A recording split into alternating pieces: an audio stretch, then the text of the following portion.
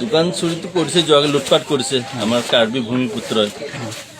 এনেকা কৰিছে, বেটাৰী ৰাখিছে, ইনভাৰ্টাৰ লৈ গৈছে, মেচিন লৈ গৈছে, দৰ্জি মেচিনে সিহঁতৰ কি বেয়া কাম কৰিছে। লোকৰ দোকানৰ আলমাৰীবিলাক কি কৰিছে, আলমাৰী ভাঙচুৰ কৰি দিছে। আমাৰ কাৰ্বি ভূমিপুত্ৰই বীৰত্ব দেখাইছে, বীৰত্ব দেখুৱাওক, চৰকাৰৰ লগত দেখুৱাওক। আমি বিজনেছ কৰি খোৱা মানুহৰ লগত বীৰত্ব কি দেখুৱাব লাগে? আমিতো কাৰো লগত হাই কাজিয়া কৰিব যোৱা নাই, কিন্তু কাৰ্বি ভূমিপুত্ৰই যি বীৰত্ব দেখুৱাইছে এইটোতো ভাল লগা নাই। এইটো কাপুৰুষৰ কাম কৰিছে।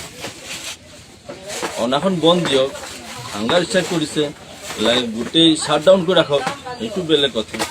কিন্তু দোকান প্ৰতিষ্ঠাই কি কৰিছে? আমিতো আৰু বিজনেছ কৰি খোৱা মানুহ, আমিতো কিবা চাকৰি বাকৰি নাই, খেতিগ্ৰস্ত নাই, আমি বিজনেছ কৰি খাই আছোঁ।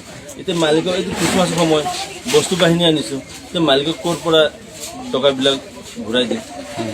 মালিকেতো এইবিলাক নুবুজিব। এতিয়া মালিকৰ টকাখিনি আমি এতিয়া ক'ৰ পৰা দিম? কি লোকচান আছে এইখিনি অঞ্চলত?